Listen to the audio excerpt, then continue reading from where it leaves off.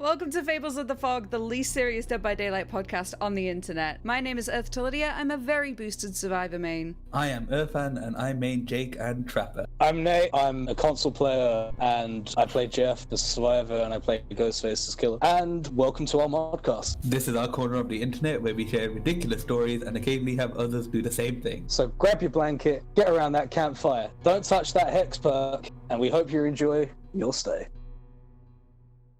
Hey guys, and welcome back. How's it going, everybody? Oh my god! he beat me to the joke. He fucking did it.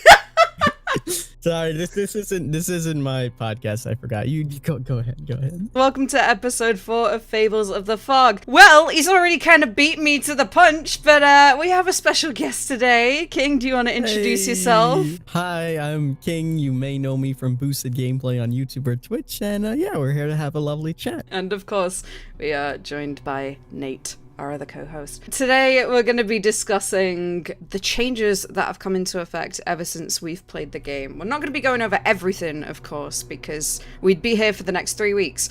But yeah, we're going to be talking about some of the most significant changes that have happened since we started the game. So I think first of all, we should probably discuss when we actually started. King, I think you're probably the first person that has started the game here. Yeah, do you want to tell us about when you started playing Dead by Daylight? Yeah, oh man, dude, where do I begin? I started playing on the beta. I played that, tested it out, and I didn't think much of the game, and then I forgot about it. Some of our friends got us into it, because this is when I was still on the Xbox. So we recently moved over to PC. There wasn't much games to play. We were playing a lot of World at War, and we were big fans of Vanoss. And he played this game, and everyone was like, you gotta get this. So my friends actually gifted me the game. To this day, I'm still on that gifted copy of the game. They gifted it to me, and we played it, yeah, to this day. And it was great. We had a lot of fun, and then we just progressively stick at it, because I used to be a COD boy. Still am a COD boy. And I just kind of transitioned to it because I really started enjoying the game more and more. And then we've seen so much things, which I'm sure we're going to talk about soon. But then I played about 2 days after initial release. And from there, I really haven't put it down to this day. Crazy. Neat. Nate, you've briefly discussed this in another episode, but how long have you been playing and what got you into the game? I started playing just after Pig came out. It seems forever ago now, not gonna lie. As we record this, the most recent killer is Deathslinger. Wow. Wow. But yeah, it's just sort of like I don't know if I meant that sarcastically or not, you know. I don't know. Yeah, it's just kind of like looking through YouTube and finding the videos. Funnily enough, you see someone play it and you're like, I'm not that interested initially, and then you sort of like you go deeper and you get suggested a video and you're like, okay, these people are being smart and they're actually playing the game smart. They're not just dicking around with their mate. Alright, that's pretty good. Okay, I can see like the skill and tactic that needs to be in this game. That's something that I'd probably quite enjoy. So entitled little me goes to mum, hey, I want some money, I want to buy a game. Mum's just like, yeah, but. So I buy the game, and like a couple of months later, the Winter Solstice comes out, and like every DLC is cheap as shit. And I'm like, alright, well, I'm just gonna pick up every DLC then, ain't I? Like, time to break the bank, boys. From there. When did you start playing? Oh, our mate's not done. You can already tell that King's trying to take over this podcast, you know, like he's just kind of like... I'm so forced I have to do it. I'm sorry. It's not my show. I'm sorry.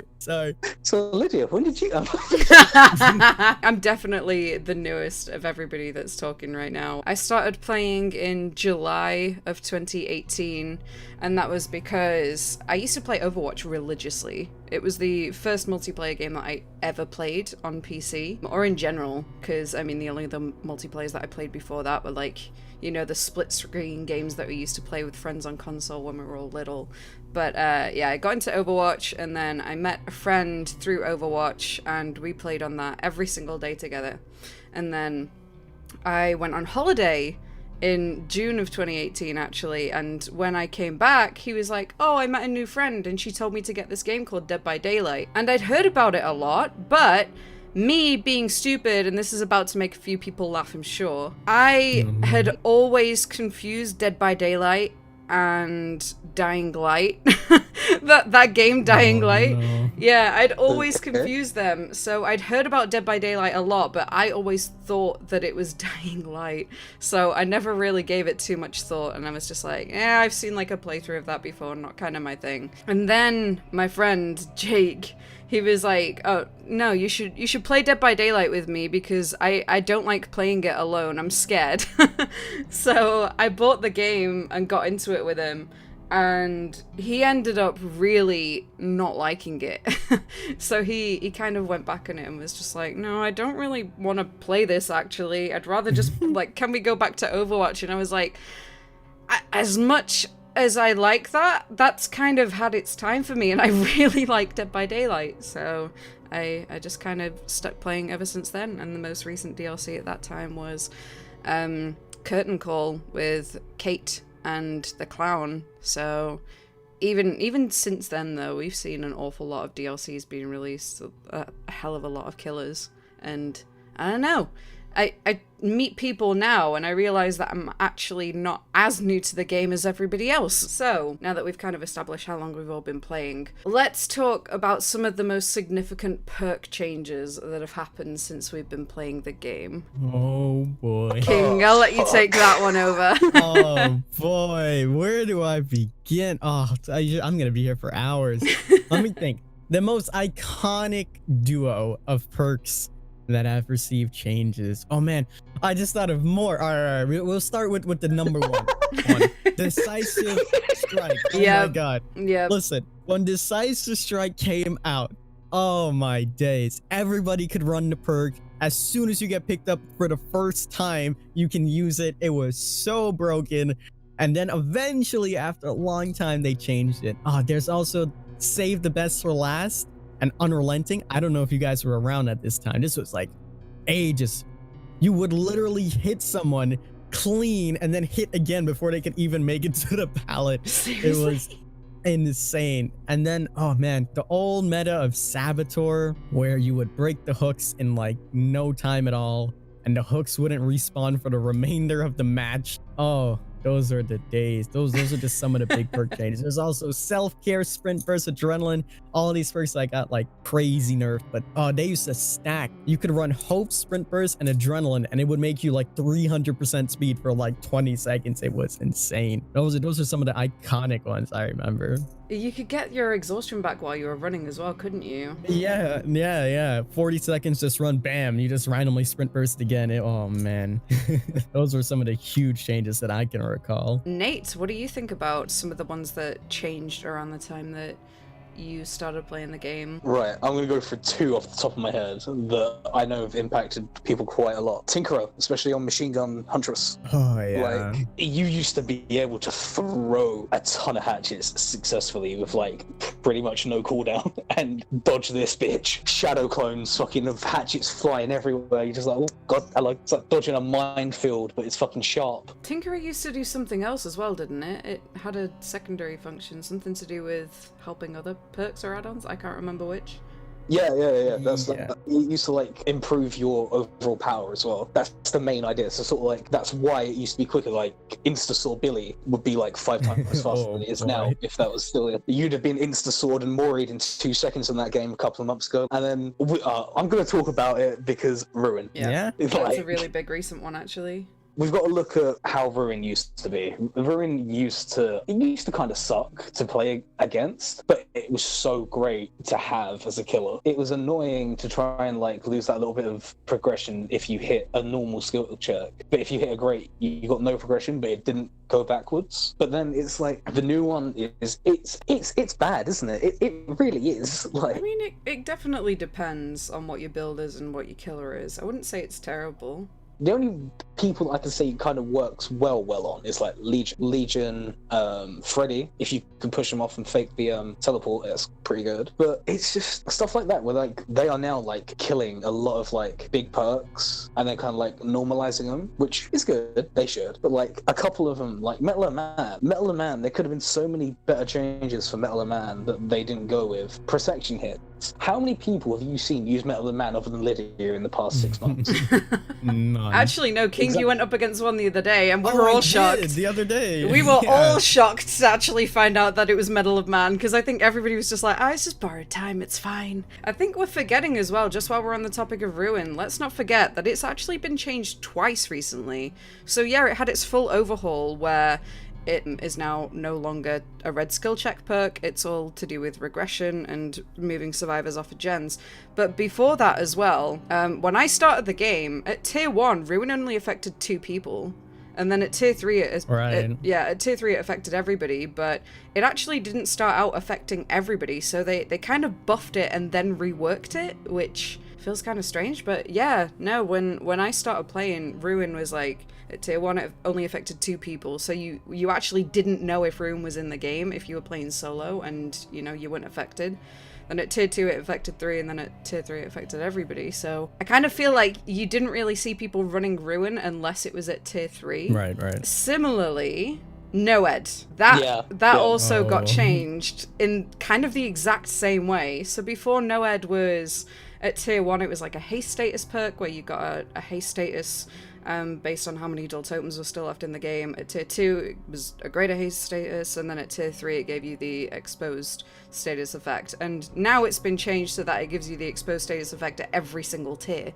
So now you'll see people running like tier 1 Noed, and, you know, everybody's exposed for it. Yeah, it's crazy. When I used to play in beta or like early DBD, I remember specifically the first interaction I had with any dev was me frustratingly rant to them on Twitter about how broken Noed was. It wasn't even a hex perk then, right? It wasn't a hex perk. It gave you haste. It insta-downed people. And for missed or successful attacks, you had about, I think it was 14 and 17% cooldown. So it was insane. And that 17% wasn't lightly. Like, as soon as you swiped, you were done, clean, ready to kill the person. Oh, man. It was something. It's funny, though, because we're progressively seeing these perks being reworked in a way that it's only affecting tangible numbers.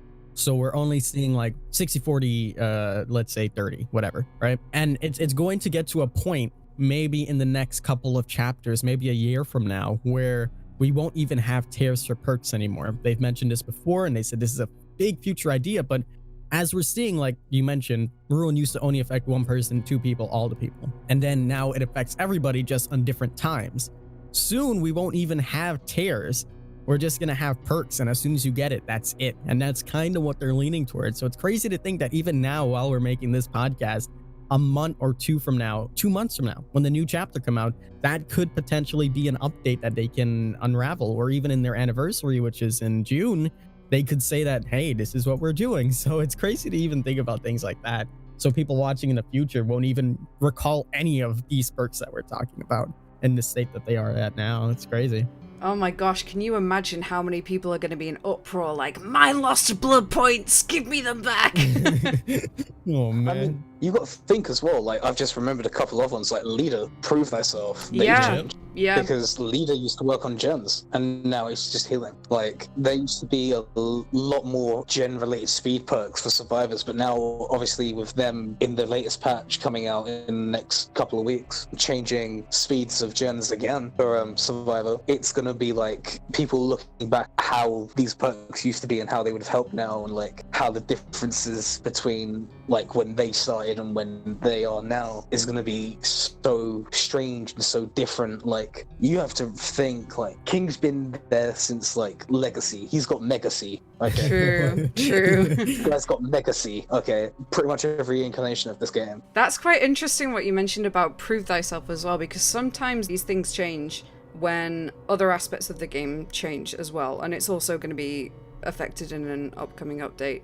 But Prove Thyself used to give you a certain stackable bonus for every survivor that worked on a gen with you, but there was no debuff in place. So I think at maximum it gave you an extra, was it 6% for each survivor that was around you that was working on gens or whatever it was? Yeah, so for every survivor that was around you, if you were running this perk, you just did the gen faster and faster. You'd hardly ever see anybody running it because the numbers were so low.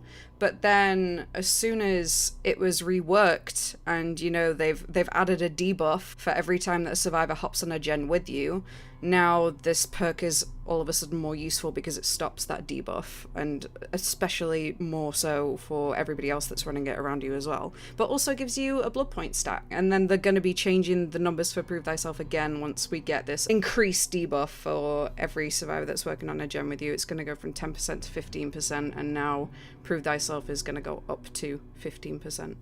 Let's talk about how some killers have changed over the years in Dead by Daylight. So I think we can all think of one gigantic one right now, and I will always, you know, this is the hill that I will die on, but the Freddy change. I think that's like probably the biggest change that we've seen in the recent history of this game. What about you guys? What do you think about, you know, some of the reworks that we've seen? Because Freddy's not been the only one. What else has there been? We've had the Freddy changes. An iconic change that I remember is the nurse. I think a lot of people don't remember OG nurse, not the nurse that we have now. OG nurse, I'm not sure if you guys remember, maybe you do. If it depended how far you went, depending on how long you held your blink. So if you were to hold your blink for the maximum, I think it was like 2.5 seconds. If a survivor literally ran to your feet, you would be teleported across the map. You had no say in it. So it was how long you held your blink determines how far you go. And in addition, there was no levels, so you couldn't blink up or down. So on maps like the swamp and things like that, you literally couldn't blink down or up. You would just hit a dead zone and it would be terrible until they eventually fixed all those dead zones. And now we have the reworked nurse that's, you know, has her fatigue now, and she gets her 2 charges progressively, which is, you know, pretty good. It still is the same if you know how to realistically play nurse and not rely on those add-ons for Omega Blink nurse, but that's a major change that I remember. The Freddy changes, of course. You know, I remember when he used to be on my tier list every time. We just used to skip over and we were like, F, gone, F, until they finally reworked him, and now we're like, yeah, A, it's like most improved. And yeah, throughout the years, just some of the killers got minor tweaks. I remember when Trapper used to place Trap so slow, and Wraith used to take so long to come out of his power. Even the Hag got some changes. A lot of people don't notice either, but the Hag used to work in a way where if you wiggled out, she could instantly swipe you, and you couldn't run. As soon as you fell down off her shoulders, you could swipe again and knock the person down. Oh my gosh. That never made it to live. That was in PTV, never came to live, but that's a change that they incorporated. And yeah, it's just crazy to think about. Can you guys, like, I just want to take this off a stray for a minute. Dead by Daylight is 4 years old. 4 years old. Like, and all these changes. I know, it's crazy to think about. We're still getting more and more every single time. It's crazy. What about you guys? What are the changes that you guys have seen throughout the years with some of the killers? I mean, obviously Freddy's the biggest one. Still, like, old Freddy is forever in my heart with his Z block and, you know, whatever else there was. But yeah, I think the other ones that we've had as well, we've had the Doctor rework that was very recent. Basically, he used to have 2 static modes. For anybody that's just coming into the game right now or doesn't know how the Doctor worked before, you used to have 2 modes that you switch between. So his first one was basically like his normal M1 ability, and then he had a secondary mode, which is obviously just part of his main power now, where you could shock people. You didn't have the static blast that you have right now, but you did have the shock therapy, where you could switch into this mode, and you'd be able to tell when the Doctor was in this mode as well, because his stance would physically change. But you could then zap a survivor and try to stop them from vaulting a pallet or whatever it was, and then you'd have to manually change back into your original stance to be able to hit them again. So I think that's more than anything. Even though it's a rework, I wouldn't say it's as drastic as the one that Freddy's had. Also, I wasn't around for this one, but I do remember hearing that Nurse on release did have 3 blinks just as part of a base kit. Yeah, I'm kind of glad I wasn't around for that, not gonna lie. I can't imagine going up against like a 6 blink nurse. That would be probably hell. Yeah. Oh. I remember those days. Oh, I remember when actually the first killer that got released after I started playing the game was obviously the Spirit. And when I played her in the PTB, that was like the first PTB that I could ever be a part of. And I remember she had directional phasing. And honestly, I genuinely really enjoyed playing against that as Survivor because I like to be able to hear where she was coming from. And then they got rid of it and I was like, no, that made her so much fun to me. I genuinely want them to bring it back. What the hell? But yeah, I think that was the first instance I'd ever seen of them actually changing a killer, no matter how minor that was. So you're saying about that directional phasing, that you saying bring that back, then that's kind of like they'd have to bring back directional lullaby for Huntress and Freddy, because their lullaby isn't directional anymore, which makes it harder for them to like know when they're coming from, especially when you're against Huntress. Like as you said in a YouTube video, Huntress can like snipe you out of nowhere. Huntress is on some CS:GO type shit. Like, a couple of the main reworks I can think of on top of my head is we've recently got like the trapper where he can set his traps on the floor now. He doesn't have to pick them up. That's like it's not a big buff, but it's a quality of life change. And as Lydia said, like they've changed Spirit. She's happy about that because she's the only blue girl in this fucking DBD community. And then you've got, as King said, the Wraith. The Wraith had his whole add-on changed. That was like something huge. So did Trapper. Trapper had his add-ons changed. I've got an interesting story about what Lydia said about Doctor. First couple of times I played Doctor, alright, fair enough, good. I can switch back and forth, that's all cool. Sixth time I played it, I got trapped in treatment mode for the entire game. I couldn't hit anyone. I was like zapping. I was like, well, good block points, isn't it though? Like, that sounds like a Twitch challenge, to be honest. Sounds like something you and King would do for fucking stream leads. Stream leads. We've gone through very specific things like perks and killers. I think there's a few other big changes that have come to the game as well. Most notably, the recent addition of Endgame Collapse. So before Endgame Collapse, for anybody that doesn't know, once the gens were completed, you used to go up to an exit gate. There would be no warning as soon as it was opened, and the survivors could either escape or you can kill them, whatever you can make happen in that time. But yeah, there'd be no sort of audio or visual warning that an exit gate had been opened. And also, the hatch would not physically close. The killer had no way to close the hatch. So I remember there's another streamer called The Entity's Left Hand, aka Lefty. Oh no. I remember one time he had like a 6-hour hatch standoff. It was either 6 or 8 hours, I can't remember, but he literally stood there watching the hatch. And for anybody that doesn't know what a hatch standoff is, it's basically where a survivor would stand on top of the hatch and a killer would also stand on top of the hatch at the same time. And if the survivor went to jump into the hatch, then the killer could perform a grabbing animation and pull them off of it. And if the killer went first to smack the survivor, then they'd just be able to recover and jump in the hatch. So it was basically a battle of wills for whoever gave up first. And yeah, he stood there for a solid like 6 hours, completely not moving. And as soon as the survivor went to jump into the hatch, he just grabbed them off of it. But yeah, oh my gosh, before Endgame Collapse, honestly, the end of the game just used to be one of the most dull things, I think, in the game. Because if somebody wanted to take that game hostage, that would be the prime opportunity. Have any kind of, like, other additions or memories from that, King, before Endgame Collapse was introduced? Man, I used to have a lot of hatch standoffs too. I used to be very stubborn with them, and I would stay and just wait and wait and wait until it got to the point where I was like, all right, I'm not doing this. I can't be. It's like, as soon as you see the hatch and the survivor just runs up to it, you're like, oh, go on, whatever.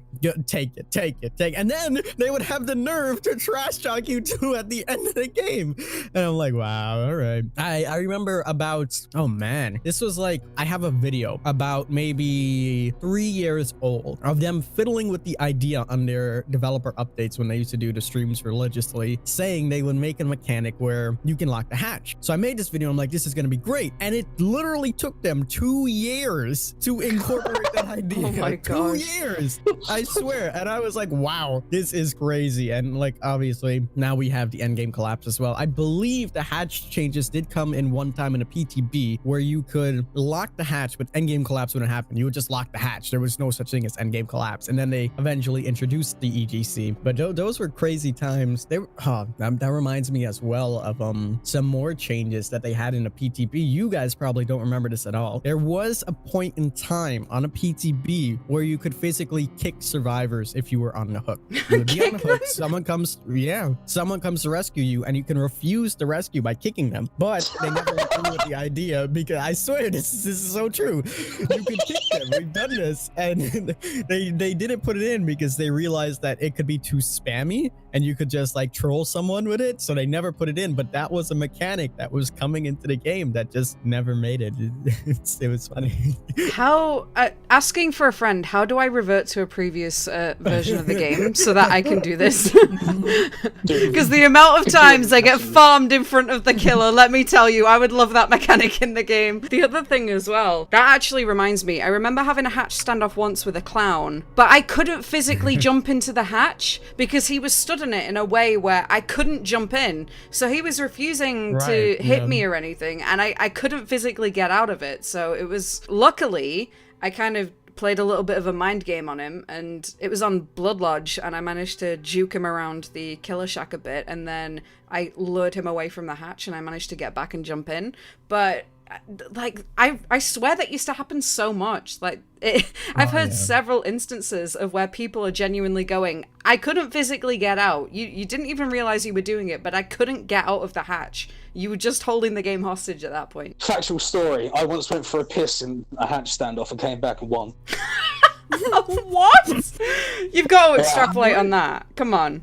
So, you ever have, like, when you're waiting that long, you're sort of like, no, I'll get a game soon. I won't go for a piss. And you get in the game, you're mid-game, you're like, I really now need a piss. Yeah. You're busting for this piss. We're on Larry, so I'm just like, I'm already just sort of like, I might just ditch this game to go for a piss real quick. I might just eat in the locker, and as soon as I think that, everyone just dies like that. It's just like, well, rip. So I hide in the locker, and I'm not going to go for a piss yet. Hatch will spawn. So, hatch will spawn. I run up to the hatch, and the killer's there, standing there. And I'm just like, you son of a cunt. Oh, so this was a survivor.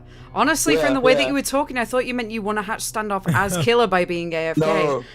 No, the man, like, I actually won as survivor. I was like, yeah, nah, I ain't doing this. I sat there for like 10 minutes. I'm like, yeah, nah, I feel like I'm about to start leaking it. I legitimately just like, yeah, no, I ditched my controller. So I called my little brother down, and he's standing in the doorway. So I like run upstairs, gone for this piss, the best piss of my life, the relief of having like an amazing piss. I wash my hands, I run back down, I put my headphones back in, and I just jump in, and just as soon as I sit down, I'm like, yeah. I can't. Like, that reminds me of a story. There's a streamer. I don't know his name. You guys will probably find the clip. Someone in the comments. So there's this guy. He's streaming. He's doing a hat standoff. So he's like, all right, I'm gonna go get a drink of water. He plugs his controller in without anybody knowing and goes off camera. But he's just standing on like right by the side with his controller. So the guy goes to jump in the hatch because he was stream sniping him, because this is back when you could check who was actually playing, like who you were playing against by looking at your recent games. And then as soon as he sees that he's not there, he just clicks the button to jump in, and the guy just grabs him with the controller. He's like, gotcha, you bitch. It was the best thing ever. Oh, that's so good. It's like, surprise, motherfucker. Like, you thought you could stream sight? Think again. There's another thing as well. In fact, a couple things. Do you remember when the hatch didn't spawn unless you'd completed 2 gens? Yeah. So many games, so many where, you know, all of your teammates had gone down, they'd all gotten out of the game, and then you still have 1 gen left to complete before the hatch can even spawn. You were just dead. You were just dead. So people just gave up. It was just like, whatever. I can't do this by myself. Just end me. But yeah, I think that's one good thing about the endgame collapse, is if you're the final survivor, you're no longer probably just gonna immediately die. Also, another thing, I know that Nate briefly brought this up before, but King, you were around for the days of Legacy and Old Blood Webs. Yeah. What was that like? Explain a little bit for us. Talking about earlier where you were saying everybody would be upset and they want their blood points back if they got rid of purchase. Oh boy, you don't know the half of it. You just gotta in my face when they're at the gallows and he's like, first time. Oh man. The level 1 of the web used to be the equivalent of what level 50 is. Or maybe I'm exaggerating. The level 10 of the web was the equivalent of level 50, and you would have to periodically go through this. And this was before blood points were easily accessible. And the way it worked was that there was no cap to the blood points, so you could physically get more than 32,000. In addition to this, once all the generators were complete, the generators that weren't complete were still able to be worked on. So you could have used those generators and continued to get points, even though all the generators are done and you can escape. So people used to do that and farm up all the points, and they would get like maybe 52,000 a game. But mind you, 52,000 would only get you about half of a level at level 10. And there was no daily challenges. There were nothing like that. Absolutely nothing. So you would have to grind and grind and grind. And I eventually did it. And then they came out with, we're overhauling the blood web. But me being me, I thought, oh, if you prestige, you'll just get this cool new reward they added in, not knowing that this only lasted for 2 weeks. So my Trapper was level 50 ready to be prestige. My Meg was prestige 1 level 50 ready to be prestige. And I was just like, yeah, I don't care. I don't want to lose my perks. And my perks at the time were Spine Chill, Plunder's Instinct, Self-Care, and Sprint Burst. And I was like, this is the most OP build ever. And yeah, I was an idiot and I did a prestige and then I got cucked out of Legacy. And I was like, it's whatever. But yeah, the blood webs were super slow too. The way how it levels up really quickly now, which is still slow in my opinion. It was slow, and then it would show you the item and you can't skip it, and it would show you the whole animation, and then you would continue. It was so tedious and just terrible. Oh man. Sounds awful, not gonna lie. Yeah, that's why when everyone's like, let's bring Legacy back, I'm like, you don't deserve Legacy, go away. Nate, could you see yourself still playing the game now if you went through an overhaul like that? I think that can get to fuck, not gonna lie. Like... Couple more things that are some significant changes, not significant changes. Since the game's inception, Memento Moris can no longer do those on the first down. King, what was that like when it was like that in the game? The glorious days. Let me tell you, everyone's saboing all of your hooks, you're not respawning, you just knock them down. Mori right away. It was honestly the most game-breaking thing. But at the time, people didn't have the amount of blood points to get these Moris because the way the web worked, you only really had 2 things you could get. And those ultra rare things was a skeleton key. There was no rainbow map, I believe. Or there might have been, I don't remember. And for the killer, that was pretty much it because there wasn't really no ultra rare add-ons. So all you would get is a Mori, and these were so rare to come by. That's why it was a little bit more accepting. But after a while, when people played the game for so much hours and people started stockpiling these, we realized how overpowered it was. You didn't have to hook anyone, just down them, kill them, that was it. And once you kill one person in the game at that time, that was it. You won the game. It was insanely overpowered. And man, I forgot about that too. Yeah, that's crazy. The other thing as well, having multiple pips at rank 1. So, oh man, I don't know why that's still not a feature now. I'd love to have that as a feature. Yeah, I don't know why they ever took it out because play one bad game at rank 1, you're gone to 2. It doesn't really make sense to me, but ranking's gonna get a complete overhaul in like the next chapter, so you know that's good. Yeah, used to have, I believe you could get a maximum of 5, and then I think they changed it to 3, and I don't know why they ever got rid of it, because if you play one bad game, it doesn't automatically mean you're not number 1. So yeah, I don't know why that was a change. And double pipping was really easy back then too, because it was based off of points. There was no emblems, so it was just based on how much points you get. So you could farm your teammate and do a gen, and you would pip essentially. Same with killer. You can just face camp someone, get that kill, and you will pip. But it was still more difficult as you got into the actual red ranks. At that time, that's when rank actually meant something, because it was difficult considering the fact that there was no cap. So you could get like 52,000 and then get your double pip. But as you got on, it was really competitive between the survivors and the killers, because there was a real back and forth. But who gets the most blood points? The way it worked was that if the survivors got more, you will not pip no matter what. Like nowadays, like a survivor can pip, a killer can pip, and someone would de-pip. Back then, it was just one way or the other. So yeah. Well, if I can ask you both one final question. In summary, what changes would you like to see in the future to the game? Oh, man. Where do I begin? I got a lot. Do I have to pick one, or can I go on a tangent? Yeah, just one for now. Just one. Ooh, let me think. All right, I got the best one that we need right now. A crafting system. Okay, I put my other idea away because it's on mobile, so I'll be content. A crafting system. add another currency into the game. Make it, I don't know, whatever, craftable material.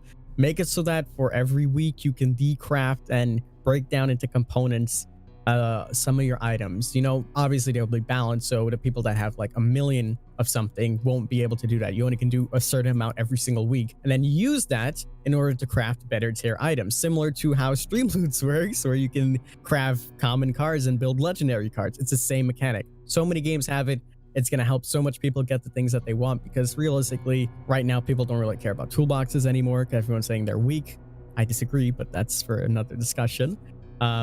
Nobody uses maps at all. Like, maps are never used. Break them down. Give us better items. We need a crafting system. Give it to me in 2020. That's what I want. Oh, I would love that too. I'm in complete agreement with that. Okay, Nate, what would you like to see come into the game in the future? God, that's hard. Like, we're going through it a big time right now with like the map changes and shit. Buff pig. Fuck it. Buff pig. No, right, okay, right, you're gonna have to cut like half of this out. So we all know that pigs traps now don't work during endgame. Yeah. I disagree with this, okay? I want pigs traps to semi-work at endgame, okay? And I want it to work like this. As soon as a survivor touches a door, right, they don't need to open it. They don't need to do anything. As soon as they touch it, I want that fucking trap to start going. It's just a small thing. It's a small thing for now, okay? Rule set number 2, that needs to be base. That works so well as an idea. They don't need to see the trap boxes. If they do, cool, fair enough. Use it. Do what you want, right? But they don't need to see them when there's no reason to see them. You're not in danger. You're pretty much taking yourself away from doing a gen and helping, right? Which, cool, okay, fair enough. Or my one, this is a slightly risky one, and I would put this as like an ultra rare add-on, right? So Oh boy. you get some of these people, right, that will like, they're not going to tick down, so they heal. I want some sort of like surprise out of nowhere, like they take the trap off, they're exposed for like 10 seconds. Ooh. Right? That's They take that off, and it's just kind of like an additional like little trap. Pigs really thought about this, because obviously in the Saw franchise, Amanda's whole thing was modifying Jigsaw's inventions to make it so they can't win. I want that to go into more of like her lore and use like that sort of idea to sort of like, they're not meant to win on her watch. So give them the, like that 10-second little exposed thing, and give her like a small, like a little blow up notification on where the survivor is. Like it doesn't have to be big things, you know, but like something kind of like that would give us a good little buff to Pig, and I feel like that's what she needs. Come on, she's so cute. Doesn't she have an add-on as well, which makes it so that she gets an alert whenever a trap is removed? Yes, but she can't see the yeah. jigsaw boxes. I mean, those two could, in theory, work together if that would have come into the game. Interesting. Yeah. Interesting. Food for thought. Okay, anyway, that is all that we've got time for this week. King, thank you so much for joining us on this week's episode. I really do appreciate it. It was my pleasure. Where can we find you? You could find me in the kingdom. I'll be making some gold crackers. That's where you could find me. And yeah, that's all I need, Lydia. That's all you need? You're not going to promote your Yeah, Twitch or your YouTube or anything? No, that's fine. Go buy Lydia merch. I already have some. Fuck yeah. Well, if he's not going to do it, I'll do it for him. Okay, you can find him at twitch.tv/TheKingDBD, and he's very, very close to partner. Please go help him out. Let's get him to 75 average. Aw, thank you. Nate, where are we finding you as well? You can find me at NateJames666 on Twitter, and in the EarthToLydia Discord, where every Thursday we have a nice little get-together with the community, and we talk about everything that you hear on this podcast. I'm trying not to fanboy here. We've got King, for fuck's sake. We're King approved, man. Come on. Like, give it up for the man, them, yeah? Like... As always, you can find me at twitch.tv/EarthToLydia, and if you're listening on Spotify, you can find me at youtube.com/EarthToLydia. So, yeah, thank you so much for watching again. Bye! Bye.